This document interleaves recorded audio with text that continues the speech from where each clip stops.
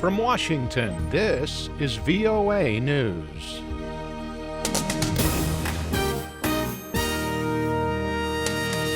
I'm David Byrd reporting funeral arrangements have been announced for boxing legend Muhammad Ali, who died in a hospital late Friday. At a news conference Saturday, family spokesman Bob Gunnell said the 74-year-old Ali died of septic shock due to natural causes. He said that Ali's public funeral will be held Friday afternoon at the KFC Yum Center in Louisville, Kentucky, and will be open to the public. Gunnell said the family wanted everyone who wanted to have the chance to say goodbye. Muhammad's extraordinary boxing career only encompassed half of his life. The other half was committed to sharing a message of peace and inclusion with the world. Following his wishes, his funeral will reflect those principles and be a celebration open to everyone. Former President Bill Clinton, comedian Billy Crystal, and journalist Bryant Gumbel will deliver eulogies.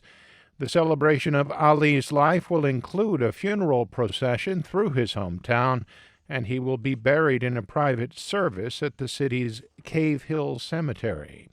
Tributes to the late champion have poured in worldwide. President Obama said that Ali shook up the world, and the world is better for it. Civil rights leader Jesse Jackson said Muhammad Ali transformed American society. From Texas across to Florida up to Maryland, we couldn't use a single public toilet. We couldn't use the library or the theaters or sitting in the public parks. Ali identified with that struggle and used his person and his fame to illuminate that state of moral darkness in our country.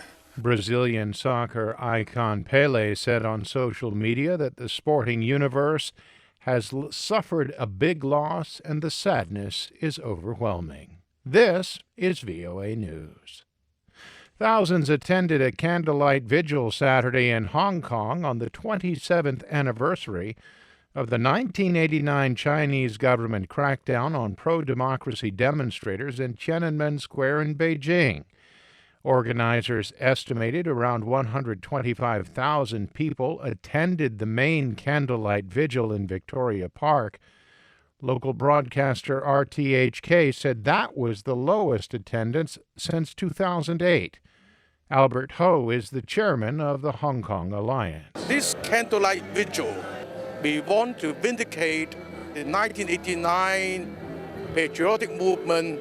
We condemn the June 4 massacre and call for those responsible to be brought to justice. On June 4, 1989, China sent in tanks to break up pro-democracy demonstrations in Tiananmen Square. Beijing has never released a death toll, but estimates from human rights groups and witnesses range from several hundred to several thousand. The Syrian army has reached the edge of the northern province of Raqqa on Saturday, home to the de facto capital of the self-claimed caliphate of the Islamic State group. The British-based Syrian Observatory for Human Rights said Syrian troops, backed by Russian airstrikes, reached the administrative border of Raqqa province. It said that during 3 days of fighting, at least 26 Islamic State militants had been killed, along with 9 from the Syrian troops and allied forces. Niger's defense ministry says hundreds of Boko Haram extremists attacked a military post near the country's border with Nigeria, killing at least 32 soldiers. The attack in Boso on Friday left 30 Niger soldiers and 2 soldiers from Nigeria dead, adding that at least 67 other soldiers were wounded.